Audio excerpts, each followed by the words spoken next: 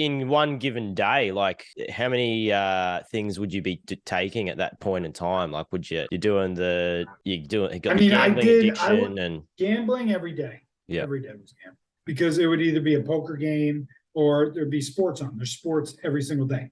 So it was every day. And I was a bookie, so people were calling bets into me every day. Weed, marijuana every day. Adderall, Ritalin every day. But cocaine was more of a weekend drug. GHB, more of a weekend drug.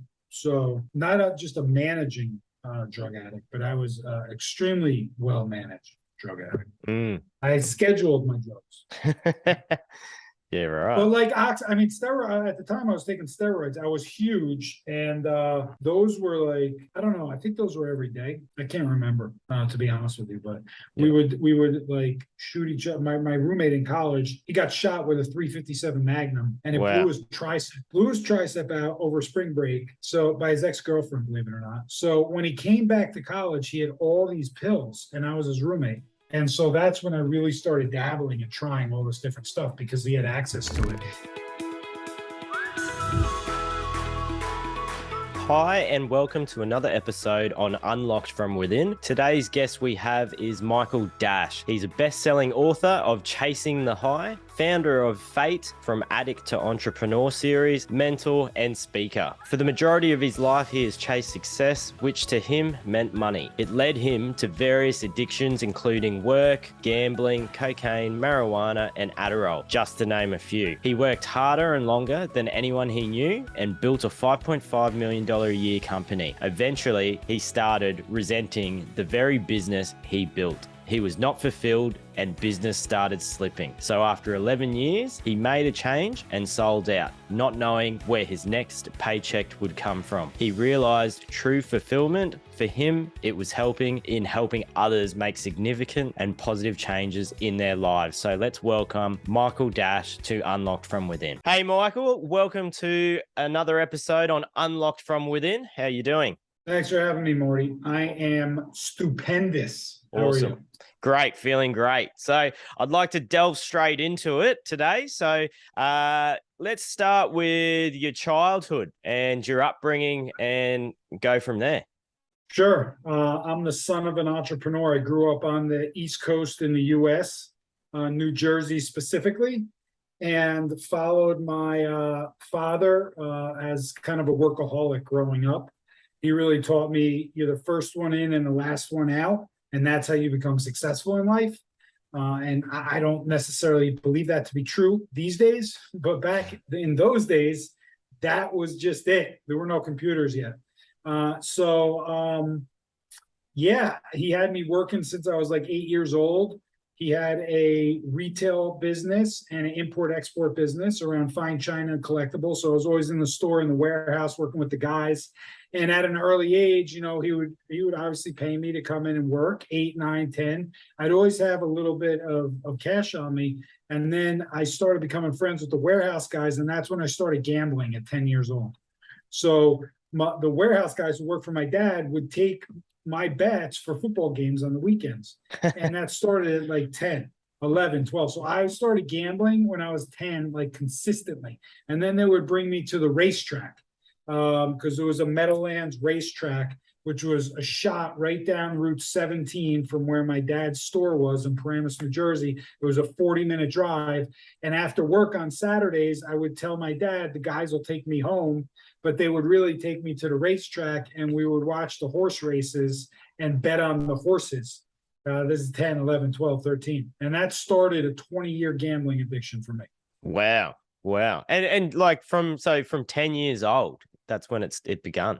10 years old was when I made my first bets originally at 10 at Thanksgiving with my uncle. And then I got hooked. And then I started talking to the warehouse guys about it. And then it was just off to the races. And was it more like you had a lot of wins on the board and, the fun of it back then being a kid? It wasn't about the wins. I was never really a big winner. It was the fun. It was the rush. It was the rush, the high of making the bet and having that high through 3 hours of a game.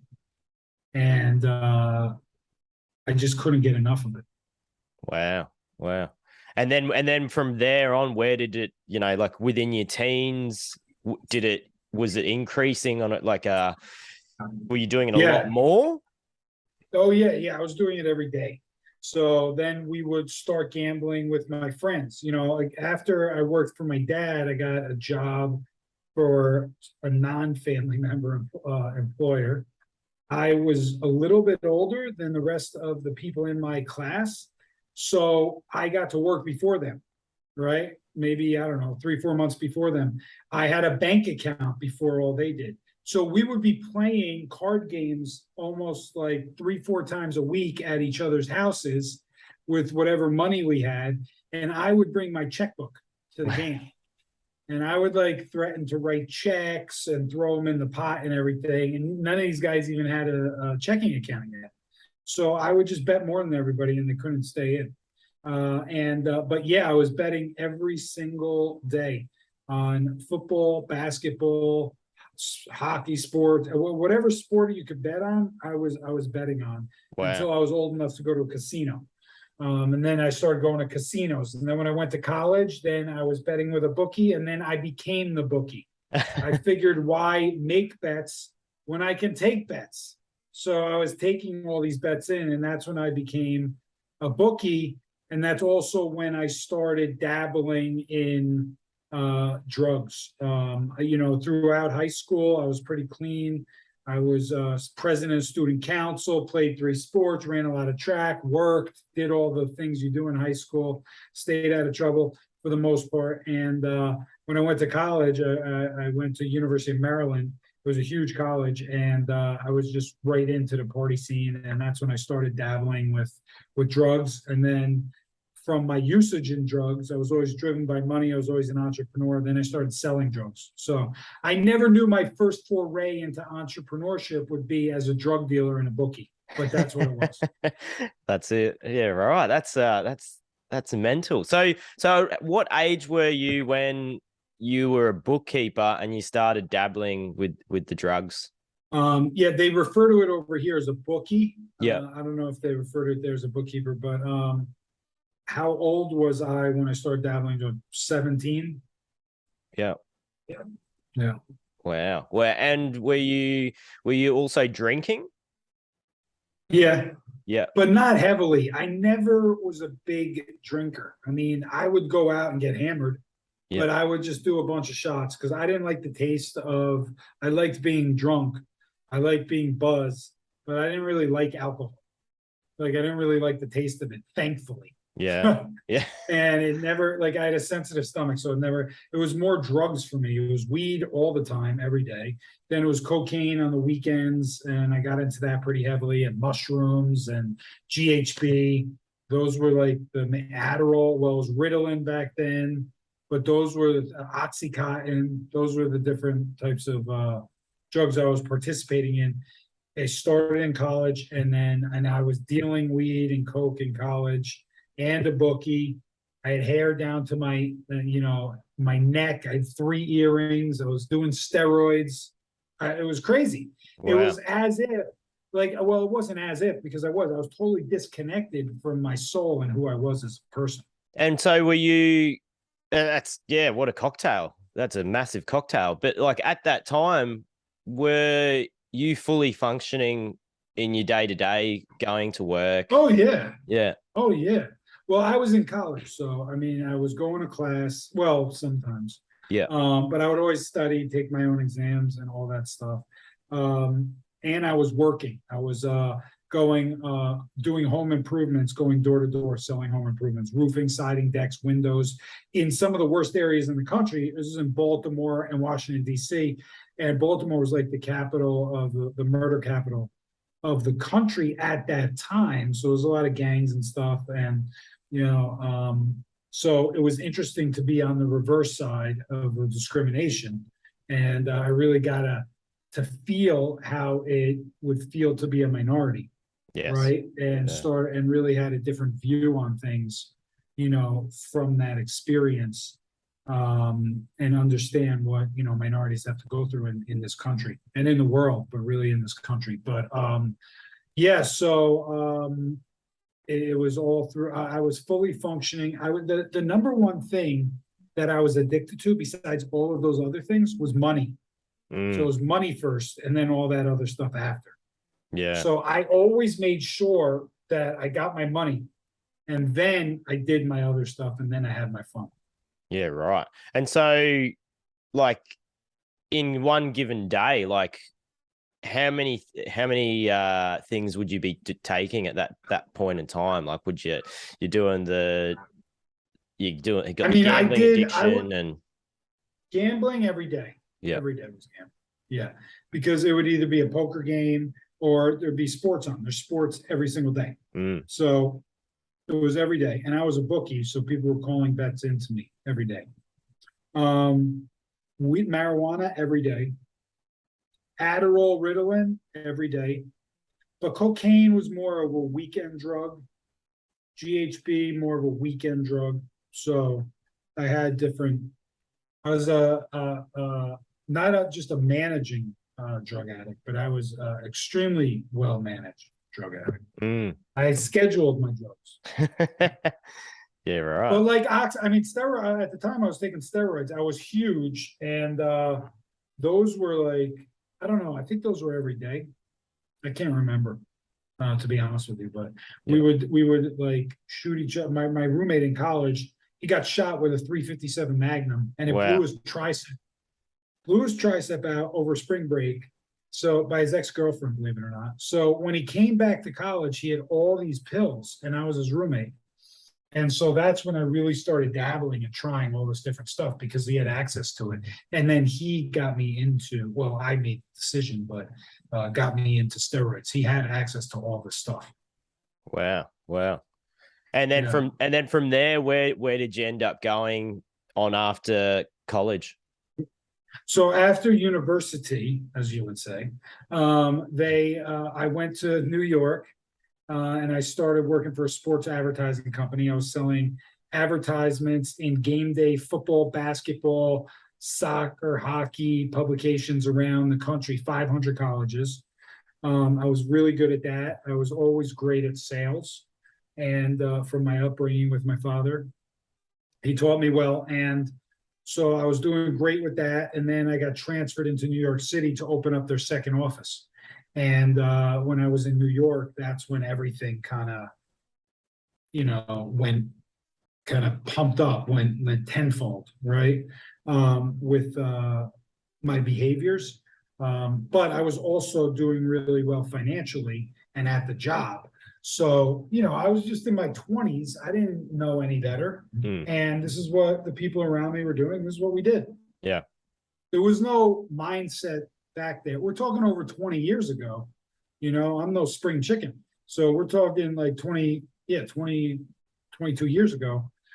So they didn't have mindset, they didn't have breath work, they didn't have like meditation. I mean, I'm sure they had these things, but yeah, like, tucked away in like it wasn't mainstream. Nobody knew about them. Yeah. I certainly didn't. Yeah. The only way I knew to work on myself was to go work out, go run or lift. That's all I knew. Yeah, right. And like so while you were doing all this, the addictions with the cocaine and everything increased during this period? Well, I stopped gambling because the gambling got out of control for me. I remember I would go to Las Vegas every year with my friends for the NCAA college college basketball. It's a big tournament in the US. And there would basically be like 10 games on at the same time. So I would be gambling, right, at a poker table, and I'd make sure I get a poker table where near the sports book so I could see all the screens. And I'd have like 10 different bets going on with the different basketball games while I'm betting blackjack. And I'm drinking, and I'm going to the bathroom bumping cocaine. Yeah. So I was completely like out of my mind. It really got out of control. And I remember one weekend there, I was on the verge of committing suicide. And that's when I said I need to stop gambling. Gambling for me was the worst out of all of those because I just thought about it 24/7 and I wanted to do it all the time. And so I walked into a Gamblers Anonymous meeting, and that's when everything changed with regards to gambling. I was still doing the rest of the stuff, but I had stopped gambling. Yeah, I've been clean like 17 years now. Wow, congratulations. Thank you. And so, like, you said, like, it was like with gambling, the addiction, the feeling, it was the rush. But what was it with the cocaine, the marijuana, the Adderall? Like, were they different feelings? I mean, Adderall gives you a rush, cocaine gives you a rush, and marijuana gives you an escape.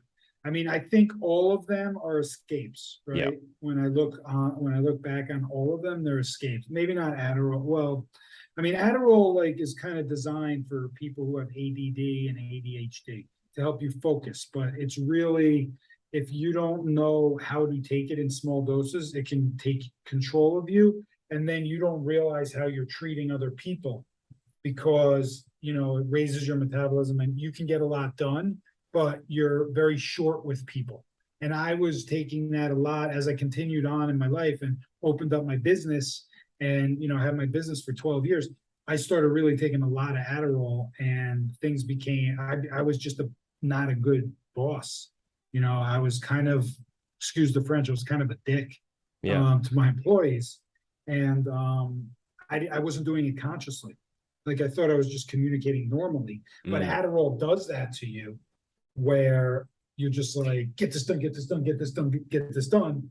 And you don't realize how rude you're being to people, and how you're not being empathetic, but you're not actually being a leader. And I wasn't leading at all. And especially at the second half of running the business, because I got involved after I started my business with a business partner. We built the company up in 5 years to 5.5 million a year. Wow. We were in staffing and recruiting, focused in technology. And then she wanted to work less, and I wanted to keep building this thing and sell it. And we hit a crossroads, and we ended up in a legal battle, and that lasted 6 years. So I spent $1 million. At that point in my life, I had saved $1 million for all the work that I had done, despite gambling and spending it on drugs and everything.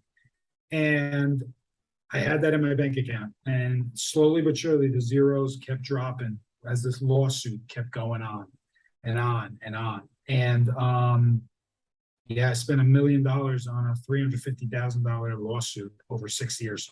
But it was more the time I lost than the money that hurt more than anything.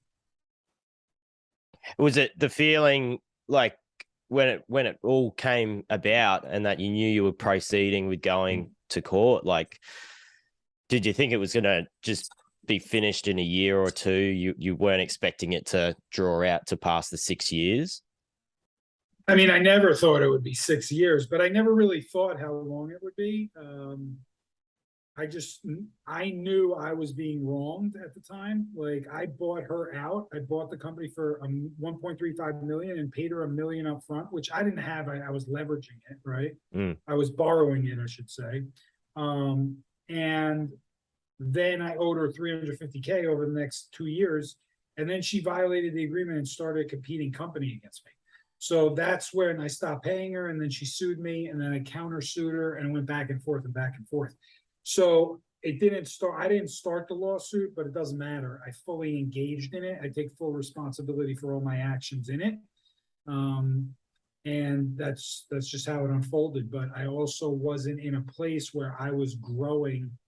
I wasn't doing self-development. I wasn't personally growing. I was doing certain things that were positive, like I'd volunteer, and I was like Leukemia Lymphoma Society's Man of the Year nominee in Utah one year. I raised over 150,000 for them, but I really was doing a lot of that even from my ego, right? Even though I was helping others, which was great, it wasn't like pure, and until I started really working on myself. And that's when I stopped doing I gave the cocaine up, and there's a story around that, and I slowly gave the other stuff up as well. And like the day to day living, with having that the court case over your head, like did it consume each day? Like did it mentally Yes. consume you? Like Yes. what were you feeling on a day to day while that was going on? It was just a roller coaster of emotions, and it was also I was enhancing that, right, by taking these different substances. So I wake up in the morning and I have a huge coffee. So I already got the caffeine kicking in, right? Then I take an Adderall. Now I'm like all the way up here, right? And my staff is just getting into work, and I've already taken all that stuff, right? And I'm out there and I'm, having a morning meeting and then directing people, barking orders left and right. And then I'm, calling clients all day. And then all of a sudden I see an email from my lawyer. Oh, that changes my whole mood. I'm like, all right, and until I really got savvy at how to manage this, I would open it up and it would, like, I ended up in a battle with my own lawyers more than anything throughout this whole case because I felt they were taking me for a ride. But I would allow it to control my emotions, right? So then I would be in this emotional fluster. And then as the bills started racking up, I'd be putting pressure on my team to close more deals because I need to pay these bills. Then I would go home and then I would smoke weed and then I would come down. And then I would do the whole thing again the next day. And then when the weekends came, then I would drink with it because I had a bar for about a year and a half. I had a bar, of course I did, in Salt Lake City, downtown. So then I would go to the bar and I would drink and then do those other things and, some other substances on the weekends. So it was just a roller coaster of getting myself up and then bringing myself down and putting my body through just this. I mean, I don't think it's a far statement to say I'm lucky to be alive. Yeah, definitely. Yeah. You could have had a heart attack from just having the steroids. Yeah. Apart from everything else. So yeah, it's amazing. Yeah. And so from there, like, where did you, like, the court case, like, what was the, like, I heard, I think in your book, you say, like, you had a bit of a breakthrough. Is it you went to a workshop and it was around that time the court case was coming to an end? I went to a retreat. Retreats changed my life. And I went to a retreat in Bali. Of course, when all else fails, go to Bali, they say, right? So I didn't even know what this retreat was about, but somebody had posted it in a Facebook group in one of my entrepreneur organizations. And I had an office in India. So every year I would go visit my staff in India and then wrap another destination around it. So I said, this is perfect. I go to India and then I go to Bali, right? So I went to Bali and I show up at this, this retreat, and there's two people talking about flow and living a life by following your intuitive guide. And that they were talking about how they were able to manifest the life of their dreams and how they had all these synchronicities in their life and blah, blah, blah, blah, blah. And I was sitting there and I was like, what the hell are they talking about? This is bullshit. Like, that's really what I thought. Yeah. I thought it was bullshit. Like, I'm from back east in the US, like I said, like there, we don't believe in synchronicity and manifestation. We believe, like, look, there's something called coincidence, right? Coincidences happen. It's not synchronicity. There's no such thing. Manifestation, no. If you work hard, good shit will happen to you. That's what it is. Yeah. So I didn't believe in any of those other things, right? And so I basically raised my hand. There were 30 people in this workshop, and I basically called them out and told them I thought they were full of shit. And I also told them how much pain I was in. It was the first time I really revealed the amount of pain I was in mentally. With all these substances, with this lawsuit. I was running a company that was running me, had multiple substances that I was hooked on a daily basis, was chasing every single dollar that there was and totally disconnected from myself. And so I told them all that. After the session was done, I got a whole bunch of support from people, and they asked to talk to me, and I talked to them. for about an hour after. And after speaking to them, I decided to take their course. And their course, it's a Flow Consciousness Institute online. And they have this like 8 or 10 week course on how to follow your intuition. And we did this whole process of clearing out our limiting beliefs through writing and journaling, and then through tapping and EMDR. And I didn't know what those things were, but like tapping, you tap different nerve endings around your body. And then EMDR is rapid eye movement. And so you're tapping and you're moving your eyes back and forth, and you're releasing your limiting beliefs. So a limiting belief might be like change is difficult, right? A lot of people believe that change is difficult, but change is actually one of the easiest things ever. You just tomorrow wake up and commit to doing whatever it is you want to do, just tomorrow. And then you do that the next day, and then the next day. You only have to do it once a day, every day. And then that will create change. But when you think about change, like, oh my God, I got to lose 15 pounds. That means I have to change my diet. That means I have to go to the gym. That's going to take me months of going to the gym. I can't stick to a new diet. Then you start getting in your head and you just start going round and round and round. But when you break it down into small, concrete commitments, then they're really easy to do. And then all of a sudden you've created change by just committing to the small commitment. You've created change. So I did that course, and that course really shifted things for me, because it was the first time I said, I will not prejudge anything they tell me to do. I'll just do it. Even if I don't believe it, I'll do it, and let's see what happens. And that's what I did. And it didn't like immediately all change. It slowly I started to slowly change as I was doing this course. And then it had an effect over the next like year. And then at some point I like just did not care anymore about the lawsuit. And I just wanted it over. So I went to trial. I was on the stand 5 times. And it was crazy. And the judge ruled, and my ex-business partner threatened to appeal it, right? It was like kind of a mixed ruling, but she wasn't happy. She thought she should have won everything. So her threatening to appeal it would have taken it another year and a half. And I would have done anything to end it, because I wanted to sell my company and get out of Utah. And so I settled with her for the same $350K that I initially owed her 6 years prior, just $1 million later, because that's how my life worked. And I settled for $350. I sold my company, I paid her off, and then I sold my houses. I sold everything so I could pay all my debt off, lawyers, everything.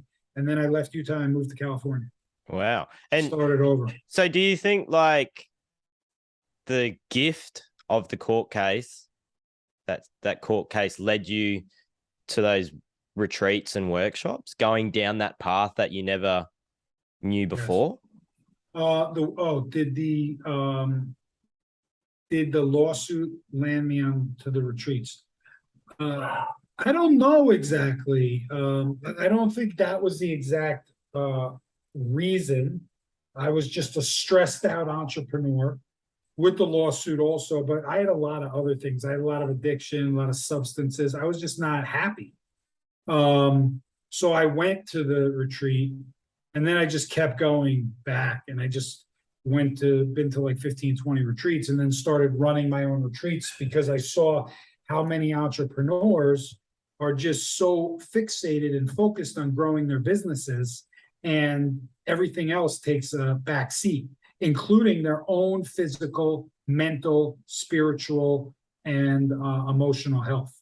And that's what lend me into this type of work. After I wrote my book, and then did my kind of book tour, people started telling me, this is really helpful and everything. And so we opened this Activated.life, me and a partner of mine, a buddy of mine. And it was focused on mental health in the entrepreneur space. And that's what it started as. And then I started running retreats from that. Yeah, I love it. Like, one of the things that stood out in your book, Chasing the High, for me was the bit that I resonated a lot with, was the part where you're saying, if you're an entrepreneur or own your own business, it's hard to talk to people because they either, if they're not an entrepreneur or own their own business, you don't really want to open up to them, which I'd imagine is the same with someone battling with addiction. Totally. If you don't feel somebody's can relate to you, then it's going to be really hard to open up to them. And a lot of times, like, we're doing these things in hiding.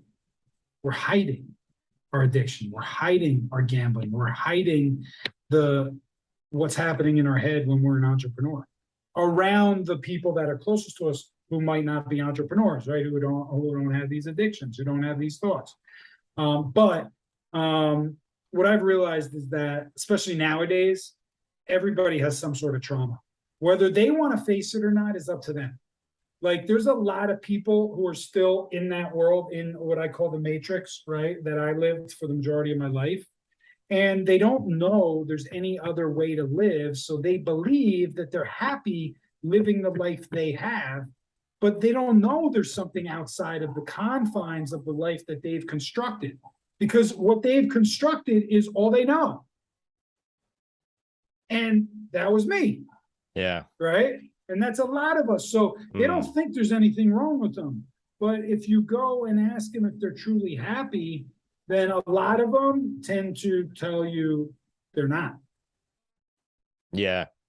And I feel like my path's quite similar to your path, which is what, like, reading your book, it resonates a lot for me. Is I had my first business when I was 8 years old, selling lollies, and then I'd go into high school selling other things like soccer jerseys and making mix CDs and whatever. And then going into, when I was in my like 17, 18, I'd be buying and selling used cars and whatnot to buy my first house when I was 20. And all these things is, like you said, the under it all is it's chasing money. But the feeling that it is a lonely path. Because when you do open up to some people that aren't a business owner or an entrepreneur, they sort of feel like they don't know what to do with the information if you're unloading on them. So I feel like, I don't know, I'm asking as a question to yourself, is do you think if you do talk to someone that's friends or family, is the best way to start with in a conversation is, I don't want you to fix my problem, I just want you to hear me? That's a great way to start it, sure. But very few people have the courage to do that. I think it's everyone's job to be more aware of how the closest people to them are acting, and even without analyzing how they're acting, it's our duty to ask questions about how they are doing and authentically communicate. So here's inauthentic communication. Hey, how you doing? Oh, I'm good. How are you? Oh, I'm good too. How's work? Work's great. How's work for you? It's a little slow this time. I got to grind it out a little bit harder. How's the family? Family's good. Took the kids to baseball practice, took blah, blah, blah, blah, blah, whatever. Like, that conversation is bullshit. Yeah. Because good is not a feeling. When somebody says I'm good, what does that mean? It's not a feeling, right? I'm happy, I'm sad, I'm fearful, I'm whatever, right? I'm anxious, whatever it is, those are feelings. So I think the way we communicate needs to shift. I've worked on that a lot. Actually, a coach of mine and a friend of mine, he gives this authentic communication class. And he actually, I had him teach in my retreat. And he's coming back to my next retreat because he's so powerful. And, there's, he puts a set of like 12 feelings down. These are really the feelings. And when we communicate how we actually feel, then it leads to deeper conversations, because all this fluffy stuff, it's not, in my opinion, authentic, and it doesn't really connect you with a person. You're going to forget that lunch you had with that person. That's valuable time of yours. So I think it's important that we as family members, as friends, that we're really having authentic conversations with the people that we love and spend time with, because otherwise, what's the point?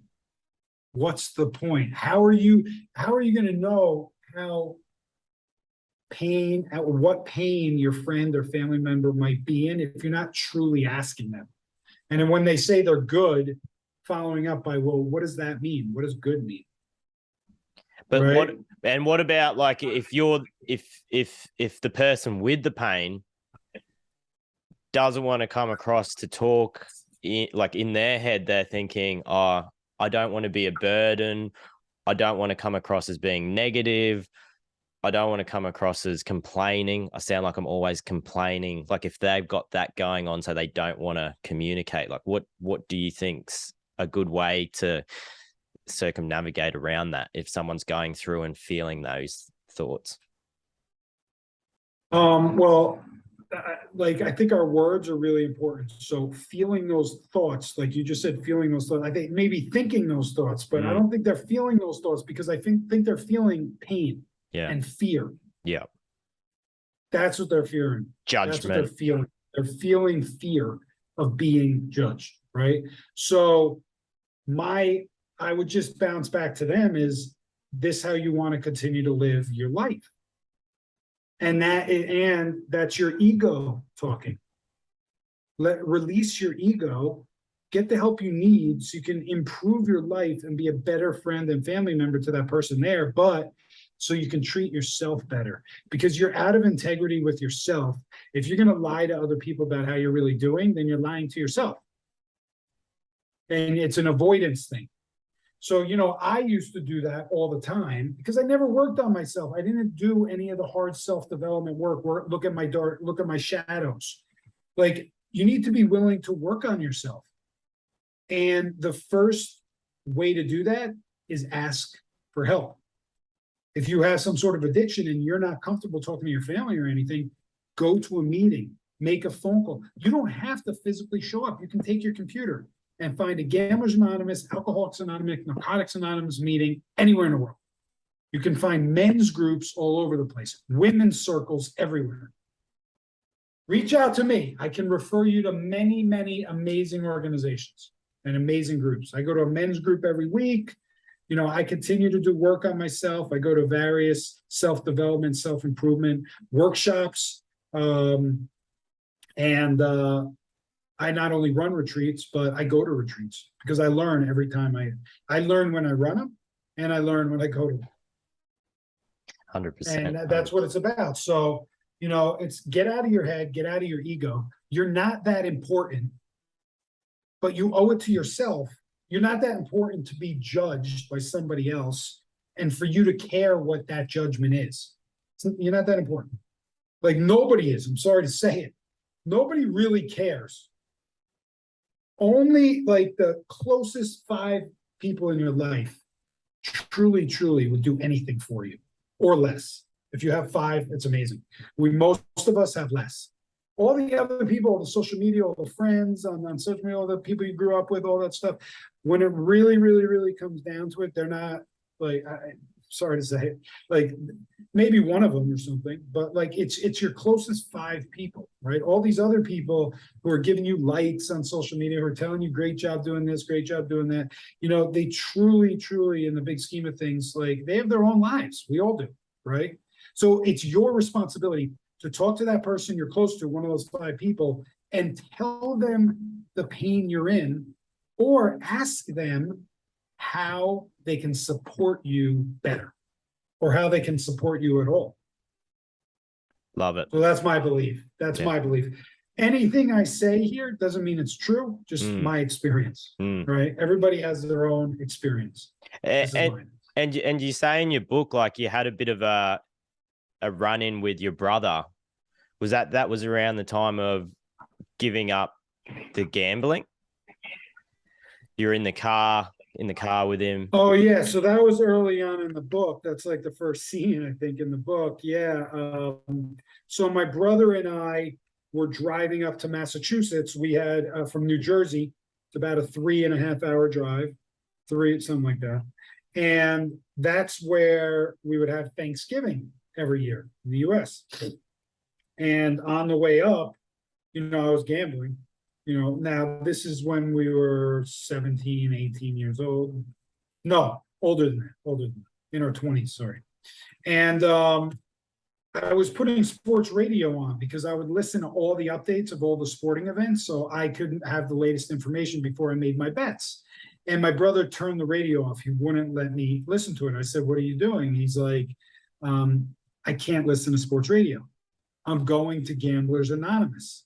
And I said, "Are you serious? What's wrong with you? You're a degenerate going to Gamblers Anonymous. It's a bunch of losers, right?" And that was before I went, obviously. And so I ridiculed him. We left it off. And as the next month or two went on, I started seeing him changing. And my gambling was getting worse. And now we're talking my 20th year gambling at this point, 30 actually. And that's when I said, "You know what? I don't know what this Gamblers Anonymous did to my brother, but I want to check it out." That's really what I thought. I said, "I don't know what they did to him, but I want my brother back." And I went in to just check it out and see what it was about. And I realized once I walked through those doors, I mean, at first I looked around and there was like all these blue collar people, a fireman, a policeman, a mailman, a bus driver. I would walk in my pinstripe suit from New York City, like an asshole. And I looked around. I said, "What am I doing here? Like these people aren't even successful. I'm way more successful than these people." My ego out of control, judging everyone. And when everybody shared around the room about what they were going through, I realized I had more in common with all those people than my closest friends. And I might not have entered that room if it wasn't for that drive with my brother up to Massachusetts and him not letting me listen to that sports radio. I might have never answered that room. But once I got there, I realized that, I was in the right place. And I just dated myself because I've been 17 years clean, so that makes me 47. So yeah, 30 years old. That's when that happened, and it was a pivotal point in my life for sure. That's awesome. And what did you find were the ways to give up your other addictions, like your cocaine addictions, marijuana? So cocaine, I was it's actually a funny story, but I was in New York City. I left New York City. I went to Utah. I built a company, opened offices in India, and then opened another office in New York City. So then I was going back to New York City and Salt Lake. And when I was in New York, I was out with some friends one night and we were doing coke. And my friend got in a fight with these two guys, and I was across the bar and I came over to break it up. And I literally got punched in the face breaking it up, and my nose was sideways. And I had to go get my nose fixed. And once my nose was fixed, the doctor, the plastic surgeon, came out and he handed me the bill. And I looked at the bill and it was $10,000 and no insurance didn't cover it. And I said, "Holy shit." And I looked at the plastic surgeon, the doctor, and I said, "I'm going to make you a promise right now and myself. I will never put anything up this $10,000 nose again." And I quit cold turkey. I never did coke again. Yeah, right. Wow. I already had the premise of the anonymous program under my belt. So it was pretty easy, actually, the cocaine, even though I had done it 10 years. I was addicted 10 years every weekend. I knew it wasn't serving me anymore. I just got my face destroyed. I didn't want anything to do with it. So that was easy to give up. The other ones were a bit harder. The Adderall was very, very tough. It just came to a point where I ran out of Adderall in the office, and I couldn't get to my doctor, and my employees started telling me, there was 3 or 4 days I had no Adderall, And they started asking me like, hey, what happened to you? Like, you're so much calmer. You're like so much more enjoyable. Like, you're working through these issues. We're working together. Like, is everything cool? And I was like, oh my God, like I had no idea. But it was that wake up call that really got me to like, all right, I'm not going back to I'm not getting any more. I'm done. And so I stopped. Um, and I wish I had stopped earlier, but it was the last year I had the business. It was like 5 years ago. And that's kind of when I stopped taking Adderall on a daily basis because I was taking 30 milligrams a day. Yeah. And then there was GHB too. That's a whole nother story. Don't even want to, yeah. But I stopped doing that. That was a very, very challenging drug to stop and to start and the whole thing. Because I was addicted to it. My body was addicted to it. And I was actually using it with all my lovers and all my partners. And they were using it. A lot of them were using it too. So I had gotten hooked on it on for 6 years. My friends would make this stuff. And for 6 years, I got hooked on it. And then I started connecting my mind and my body to this substance and started always taking it. And so I eventually admitted to 100 entrepreneurs at another retreat that I was addicted to GHB and that it was destroying my life. And I was crying in front of these people, actually. And it's very rare to see me cry. And it was a very emotional time. And I really got a lot of support. And I quit it then, 7 years ago now. So yeah. It's amazing. And did your body take a bit of time to detox, or like did you have any issues detoxing? Or not really. I mean, I had fatigue and I had challenges sleeping, especially when I stopped. Now, every now and again, I'll partake in some marijuana. But when I stopped marijuana, sleeping became difficult because I was used to marijuana. I only smoked at night to come down from my day, but my body was used to just falling asleep on it. So when you cut that out, then it becomes very challenging to sleep. So I've had issues sleeping. That's the main thing. Yeah. And then did you find, you talk about you started running more, you started enjoying doing marathons. Like, did you find that there was a bit of a transfer of the addiction to that outlet? Well, I was still doing marathons, and I had stopped gambling, and that's when I started running a lot more because I had time. Gambling took up so much time. The other drugs, I mean, they take up time, but not like gambling.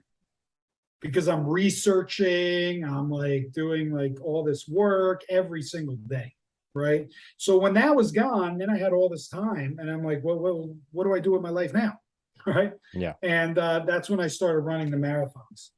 So I was still doing Adderall, and I was still smoking weed when I was running these marathons. In fact, in the New York City Marathon at mile 17, I took an Adderall at mile 17, and it was the stupidest thing I could have ever done because my heart felt like it was going to explode. And it almost did. Yeah, I'll never forget that. But yeah, running was a huge outlet for me, for sure. But I was actually still running all those marathons. I imagine how good I could have done if I wasn't smoking weed and taking Adderall. Yeah. But yeah. Well, we'll see if I can. I'm doing this big race. I was telling you earlier before we started broadcasting. I'm doing this big race, 29:29 Everesting. So we'll see how it goes without any of these substances. That's awesome. And what are you finding with, you're going to these sessions with these other people that have got these addictions? Like, are you still in contact with them? Like, you still in those support groups? Like, for I guess a person of the audience that has an addiction that's looking at taking those first initial steps, just so he or she doesn't think it's a one thing. Like it really is something for life, isn't it? It's like going to the gym. You got to keep working at it. Yeah, yes, yes. You can shift the type of work you do, but you got to keep working on yourself and on your addiction, right? And be aware of the people, places, and things. The people you surround yourself with, the places you go to, and the things that you do are going to determine the influences in your life. So I spent 10 years in the Gamblers Anonymous program regularly. I don't go anymore. I live in Mexico. I live in Tulum, Mexico. So maybe there's meetings here, but they're probably in Spanish. But I don't feel the need to go, and I haven't gone in several years because I have zero interest in gambling ever again. I'll never gamble again. But if I put myself in the right set of circumstances under the wrong conditions, then I might not trust myself. Meaning, going to Las Vegas and being in a casino, I can go to Las Vegas and go into a casino, but I cannot stand there and watch my friends play poker or blackjack. No, because then I'll start no. So I won't put myself in those situations ever. But I've taken many courses and done a lot of work on myself. I continue to. It never ends. You have to always work on yourself. And so I would say for the person, who's starting out, go to a meeting. I also coach people through these addictions. You can check out my website, michaelgdash.com.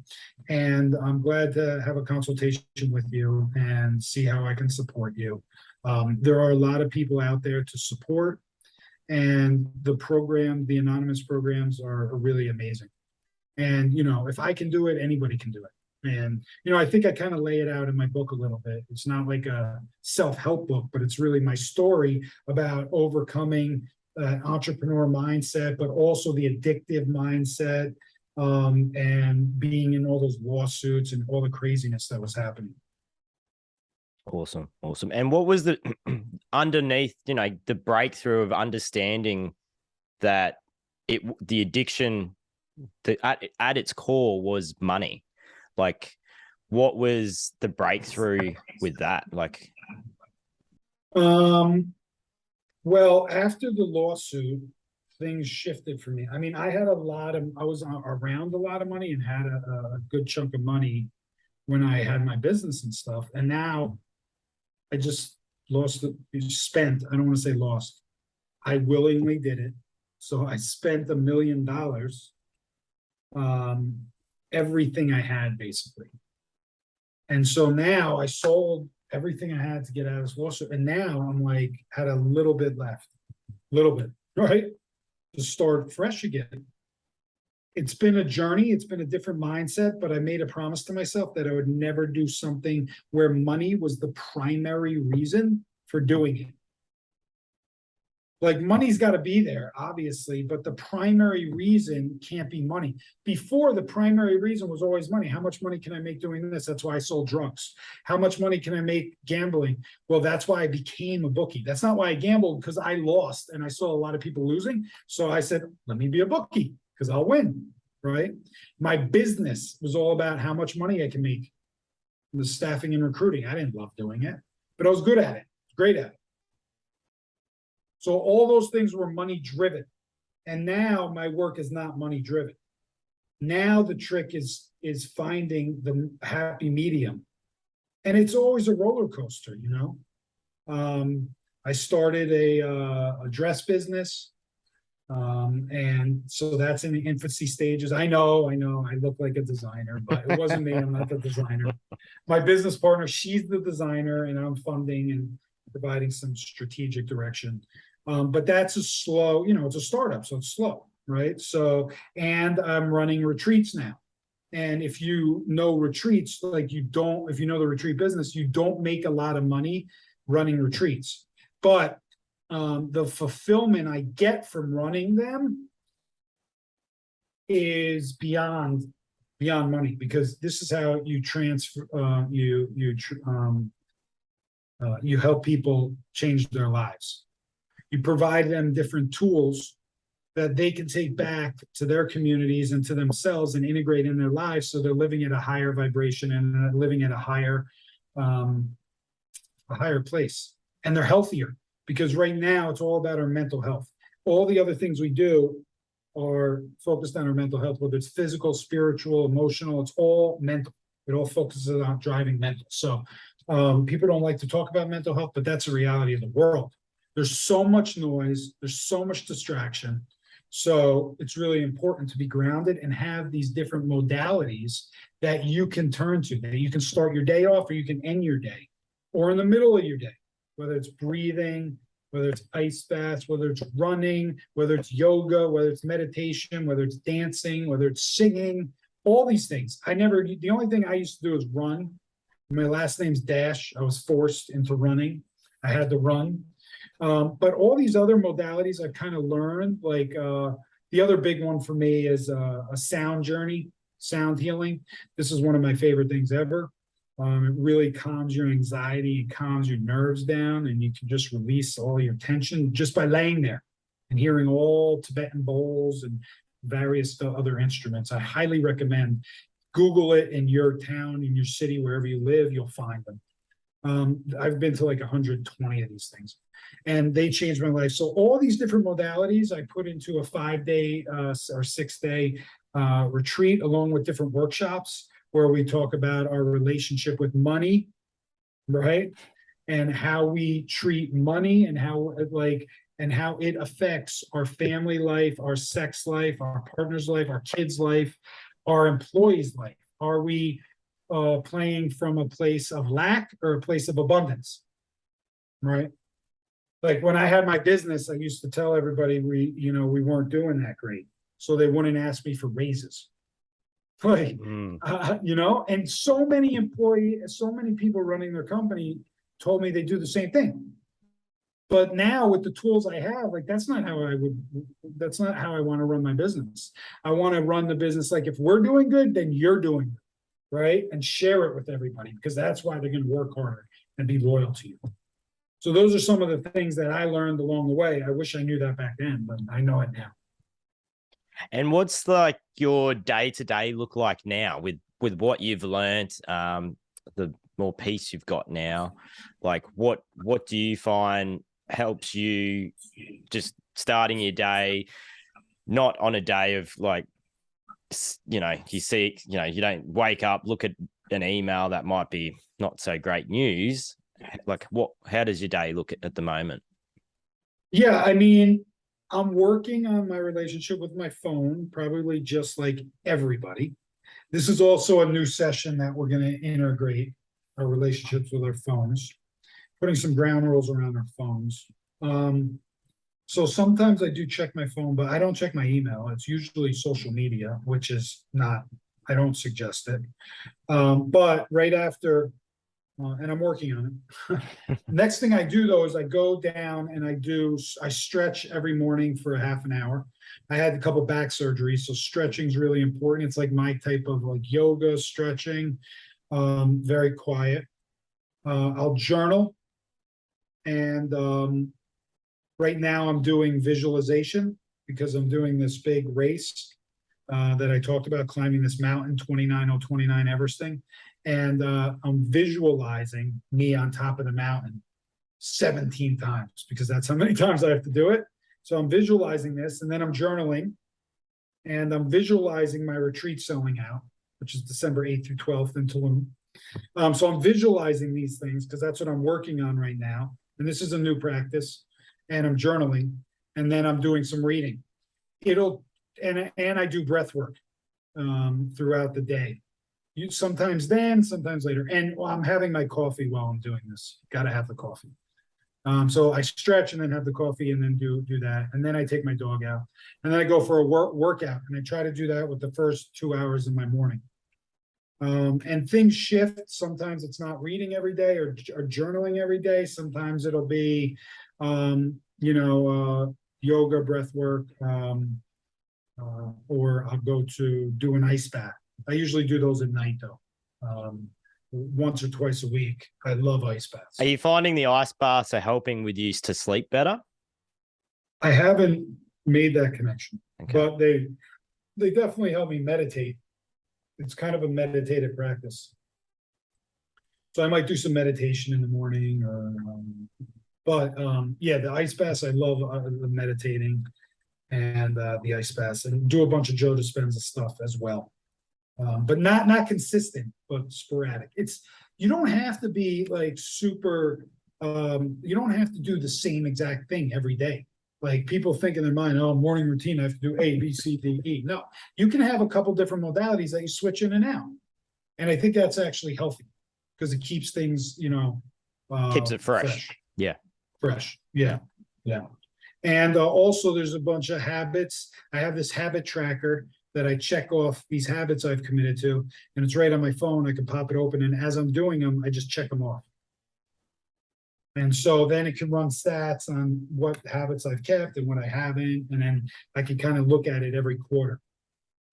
Cool. So it's this new application that I put out for all my team, for everybody who comes to my retreats, basically. And it takes you through visioning.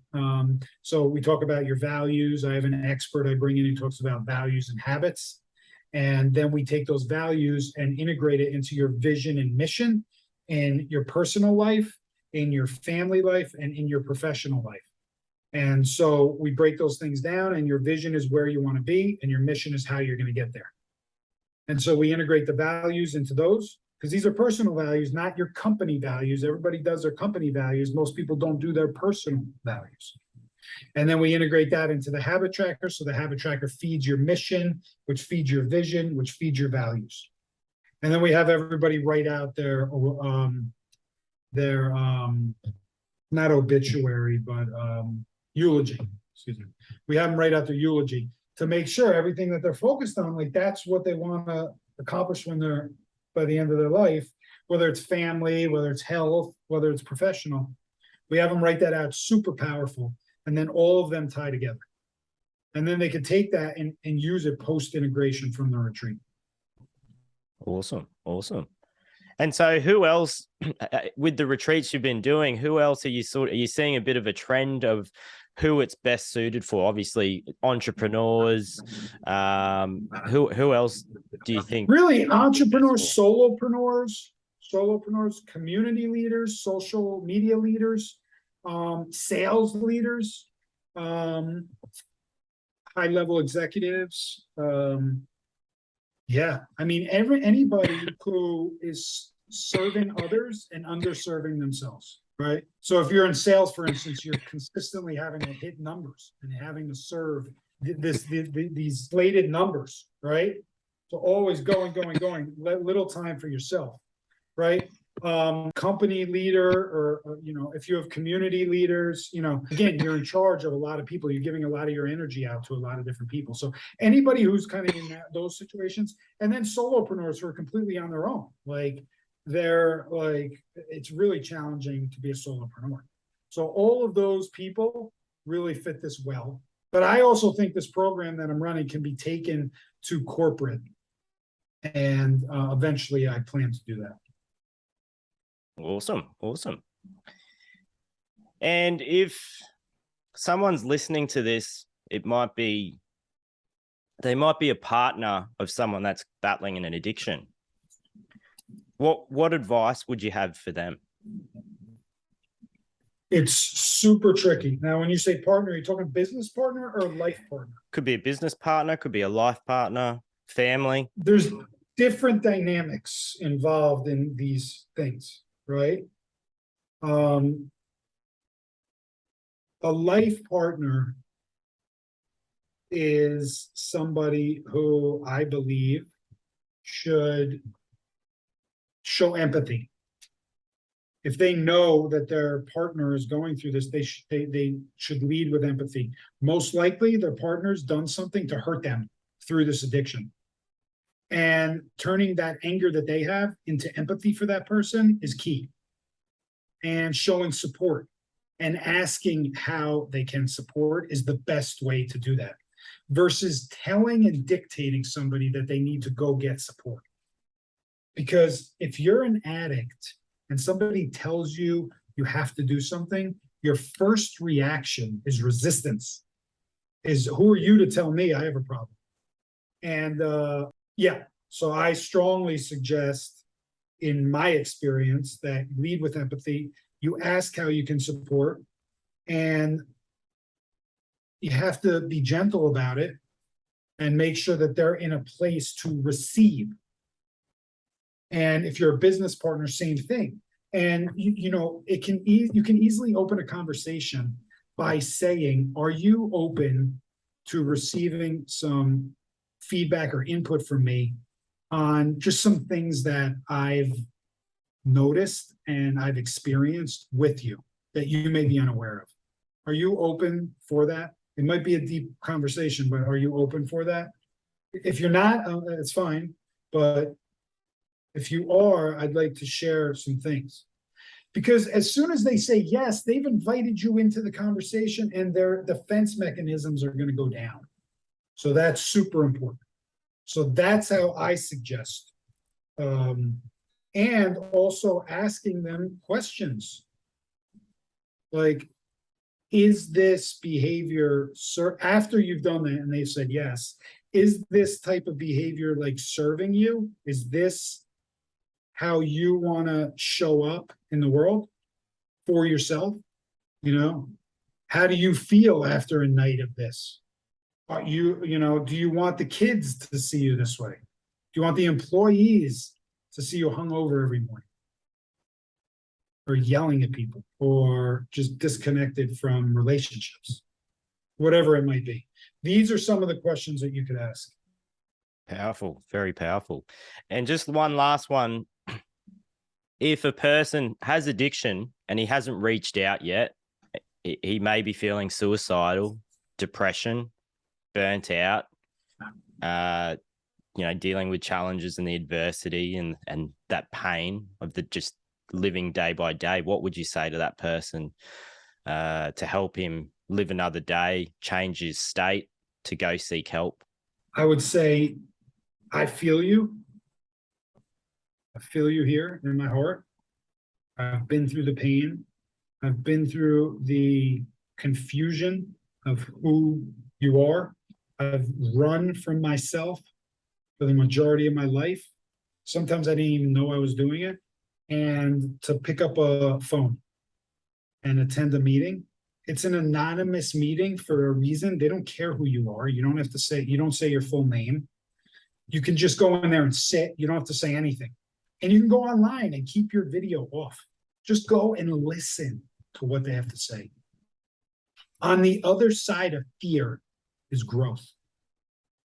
So if you're afraid of being judged by a bunch of strangers, just know on the other side of that, you're going to learn something about yourself and grow from it. And life is much, much better without the substances than it is with the substances when you're addicted to them. You know, everybody goes through things up and down. You have a choice of how you want to handle those. And you are worth it. You are worth it. Life is beautiful. Go to a meeting, don't say a word, just listen, and then just come back the next time. And then you decide when you want to talk. Awesome, Michael. Thank you for being on Unlocked from Within and taking the time today to share the value that you've delivered. It's been awesome. I hope we can do this again. Absolutely. And go get my book, Chasing the High, Amazon and Audible. This is a great story about how to change your perspective and change your life. If I can do it, anyone can. Where else can the audience reach out to you? They can find me, like I said, my book, it's on Amazon or Audible, Michael G. Dash, Chasing the High. I'm on all social media platforms, at MDASH1 on Instagram. And my website's Michael G. DASH, michaelg-dash.com. And so you can find me on any of those outlets. Feel free to reach out. You know, I'm here to support. Awesome. Awesome. Thanks again, Michael.